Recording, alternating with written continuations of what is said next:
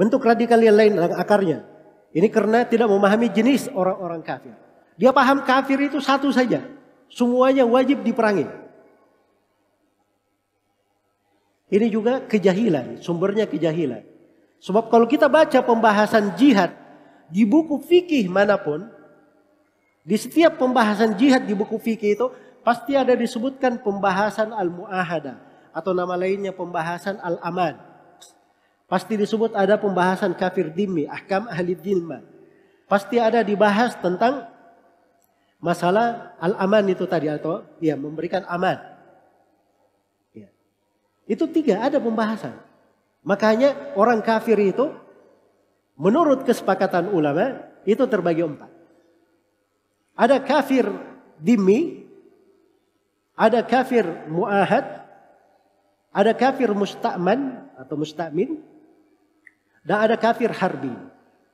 Kafir dhimmi itu adalah kafir yang tinggal bersama umat Islam dalam satu negara.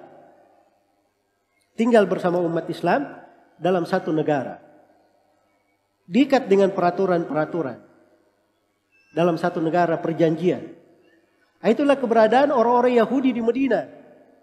Makanya Pak Jenderal tadi itu beliau sebutkan piagam Medina itu. Itu perjanjian antara Nabi SAW dan umat Islam. Ya. Makanya memang juga orang-orang yang mengingkari Pancasila itu memang kerjanya Ikhwanul Muslimin. Sampai antum kalau mau tahu, ya, pemahaman Pancasila itu dimasukkan ke dalam pemahaman sesat dari kesesatan manusia. Sehingga ada yang menulis buku dalam bahasa Arab ini, saya baca bukunya tentang firqa-firqa yang di masa sekarang, dia masukkan salah satu pemahaman Pancasila di situ. Itu yang nulis orang Ikhwanul Muslimin. Sebab dia tidak paham dasarnya Pancasila ini apa. Pancasila itu perjanjian antara penduduk negara. Dia sifatnya perjanjian antara penduduk negara. Bahwa negara ini mereka jalankan di atas di atas apa? Di atas Pancasila ini. Yang mana negara ini banyak penganut agama. Piagam Medina itu salah satu butirnya bahwa umat Islam adalah penganut agama. Kaum Yahudi penganut agama. Jangan ada yang berkata, oh Nabi SAW kalau begitu menyetujui orang Yahudi benar. Karena dia diakui menganut agama. Enggak kan memang penganut agama. Agamanya benar atau tidak itu lain lagi masalahnya. Ya kan? Itu tidak dibahas di piagamnya. Baik. Jadi itu disebutkan di dalam hal tersebut. Ya. Ketika disebut kebersamaan di dalam negara itu enggak ada masalah. Bahkan Nabi SAW dalam sebuah hadits yang diriwayatkan oleh Imam Muslim, beliau menyebut bentuk aliansi yang pernah terjadi di kota Mekah di masa beliau masih kecil. Dan itu terjadi di rumah Abdullah bin Jud'an. Jadi kabilah-kabilah dari segala penjuru itu bersepakat. Siapa saja yang masuk ke Mekah, dia dizalimi, kita akan membantu dia menghilangkan kezaliman dari dia. Itu diantara bukir kesepakatannya. Makanya Nabi SAW bersabda, andai kata saya didapati oleh hal yang seperti ini, dipanggil lagi untuk hal yang seperti ini, maka saya akan kabulkan. Berarti boleh Nabi itu bikin kesepakatan dengan orang kafir pada hal yang seperti itu. Itu kan fikih namanya. Tapi masalahnya fikih kenegaraan ini, itu diantara ulama sedikit juga yang membahasnya. Datang pula orang-orang ini tidak belajar agama, mau masuk di urusan yang kayak gini. Koslet di sana sini. Akhirnya apa? Banyak kekacauan yang terjadi dalam pemahaman. Nah, inilah yang perlu diluruskan. Ya, perlu diluruskan. Karena itu kalau dibilang butir-butir dari Pancasila itu tidak ada yang bertentangan dengan syariat. Semuanya mencocoki syariat kalau di atas makna apa? Kesepakatan antara penduduk negara. Karena itu tidak ada yang pernah berkata Pancasila itu agama. Ada yang pernah antum dengar bilang agama Pancasila? Dari kepala negara maupun yang lainnya, tidak ada yang berucap seperti itu. Iya. Dan saya dapat cerita dari orang-orang yang menyaksikan sejarah. Saya dapat cerita langsung dari Pak Tri Sutrisno. Saya pernah kunjungi beliau di rumah beliau. Iya. Dan beliau cerita tentang itu. Tentang asal usulnya terjadinya. Itu pelaku sejarah namanya. Iya. Dan memang seperti itu kejadiannya. Itu yang tercatat. Jadi jangan ada lagi yang membenturkan, oh iya, apa namanya, tidak boleh kita jadi ini Pancasila dan seterusnya. Ya. Itu karena sangkaan dianggap Pancasila ini agama. Tidak. Itu butir-butir kesepakatan namanya. Hal-hal yang disepakati dalam Pancasila itu tidak ada yang bertentangan dengan syariat. Makanya semuanya dibolehkan. Semuanya dibolehkan di situ. Jelas ya? Cuman yang keliru itu yang berlebihan di dalam membahasakannya. Ya. Dengan bahasa-bahasa yang kadang itu sama sekali tidak bisa berubah misalnya. Atau tidak bisa ditambah. Ya namanya kesepakatan antara penduduk negara. Mana yang tidak bisa berubah? Ya. Ada sebagian dari undang-undang yang dari tahun 45 juga berubah. Dengan kesepakatan juga berubahnya tentunya. Jelas ya? Jadi pembahasan itu kita juga pakai bahasa yang sebenarnya. Hakikat syar'i yang dipakai. Jadi ini saya terangkan ini sikap pertengahan. Bukan orang yang ekstrim, bukan pula orang yang terlalu apa? Berlebihan di dalam hal tersebut. Iya. Karena itu kalau ada yang mempermasalahkan di dalam hal ini, itu asalnya dia nggak paham. Terkait dengan hukum-hukum dan hal-hal yang terjadi di sudut tata negara. Baik. Jadi orang kafir itu ada 4 tadi ya. Kita sudah mulai cerita kafir apa? Dhimmi.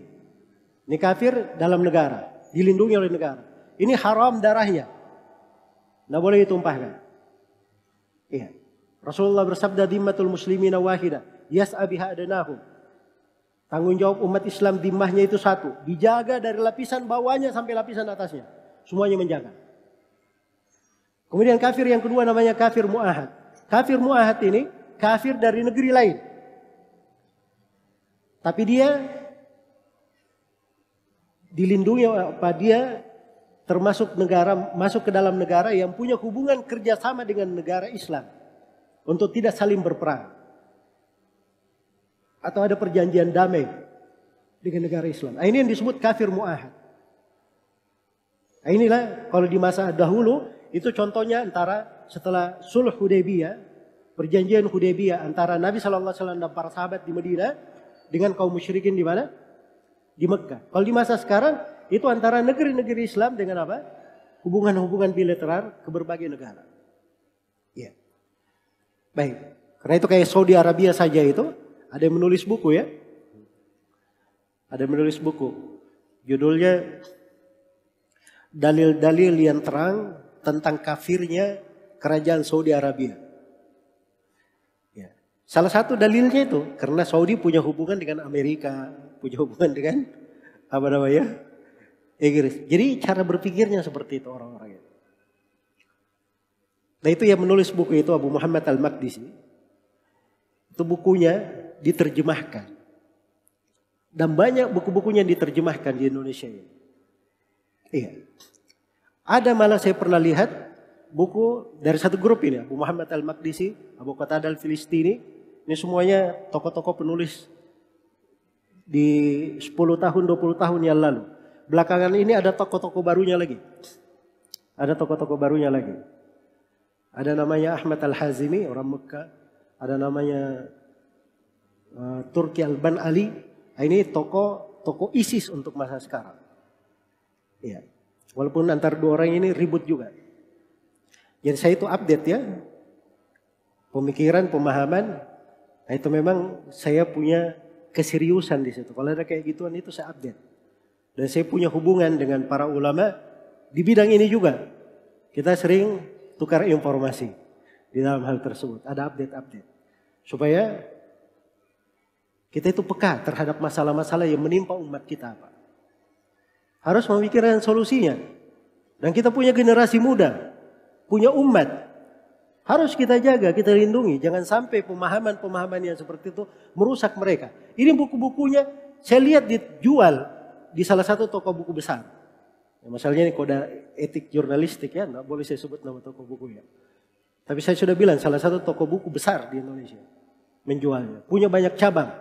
Kok bisa buku orang-orang yang seperti ini dijual? Iya. Dan ini dari masalah besar juga untuk kita. Baik. Kemudian berikutnya, yang ketiga dari pembagian orang kafir tadi, ada namanya kafir musta'min. Kafir musta'min ini orang dari luar negeri masuk ke negeri kita. Terus minta jaminan keamanan. Terus negara memberi jaminan keamanan. Itulah disebut kafir musta'min. Ya. Jadi contohnya turis-turis asing yang masuk ke negeri kita. Tamu-tamu negara. Kalau masuk ke Indonesia, ada turis asing masuk ke Indonesia. Distempel paspornya di bandara. Itu stempel itu hukum yang sudah merata secara internasional. Artinya negara itu memberikan perlindungan kepada orang yang distempel paspornya untuk masuk. Kalau tidak diberi perlindungan disuruh pulang itu. Iya. Jelas ya? Jadi itu stempel punya makna. Jadi ketika distempel paspornya itu menjadi kafir musta'min namanya. Kafir musta'min ini tidak boleh untuk dibunuh. Iya. Tidak boleh untuk diganggu. Tidak boleh untuk diganggu. Baik. Karena Allah Subhanahu wa taala berfirman, "Wa in ahadun minal musyrikin istajaraka fa'ajirhu hatta yasma'a kalam Allah, tsumma ablighu ma'mana." Kalau ada salah seorang dari kaum musyrikin minta jaminan keamanan, beri jaminan keamanan sampai dia mendengar firman Allah. Kemudian bawa dia kepada keamanan yang sudah merupakan perjanjian kalian. Iya. Karena itu Ali bin Abi Thalib itu ketika Fathu Mekah, ada keluarga Ali bin Abi Thalib yang mau masuk ke Mekah. Dengan perlindungan dari Ummu Hani, saudara perempuan Ali bin Abi Thalib. Dilindungi. Jaminan keamanan. Oleh Ali bin Abi Thalib, karena dia ini punya histori yang buruk di masa jahiliyah. Oleh Ali bin Abi Thalib ingin dibunuh orang ini. Maka datanglah Ummu Hani kepada Nabi SAW. Menceritakan kejadiannya. Kata Nabi SAW, "Qad ajarna man ajarti ya Ummu Hani." Wahai Ummu Hani, orang yang kamu lindungi, kami sudah lindungi. Ini Ummu Hani, perempuan, penduduk negara. Begitu sudah melindungi seorang, sampai kepada kepala negara, disyahkan perlindungannya, diterima. Ini sedemikian besarnya, sebab ini masuk di dalam dhimmah namanya. Masuk di dalam jaminan keamanan. Amanah di tengah kaum muslimin. Itu harus dijaga, kehormatan yang memberi jaminan. Itu ada porsinya semuanya. Jadi 3 jenis kafir ini tidak boleh dibunuh. Tidak boleh diganggu. Selain daripada 3 ini, itu namanya kafir harbi. 3 jenis kafir yang pertama tadi tidak boleh diganggu. Dan itu masuk ke dalam ad-dam al-ma'sumah. Yang tidak boleh untuk dibunuh. Karena itu kata para ulama, darah yang dijaga itu ada 4. Darah yang dijaga. Darah yang pertama adalah darah kaum muslimin. Darah seorang muslim. Kemudian darah yang kedua adalah darah kafir dhimmi. Kemudian darah yang ketiga, darah kafir mu'ahad. Kemudian darah yang keempat, darah kafir musta'min. Ini 4 darah diharamkan untuk diganggu dan ditumpahkan. Adapun kafir harbi, ini yang boleh ditumpahkan darahnya. Tapi dengan proses jihad.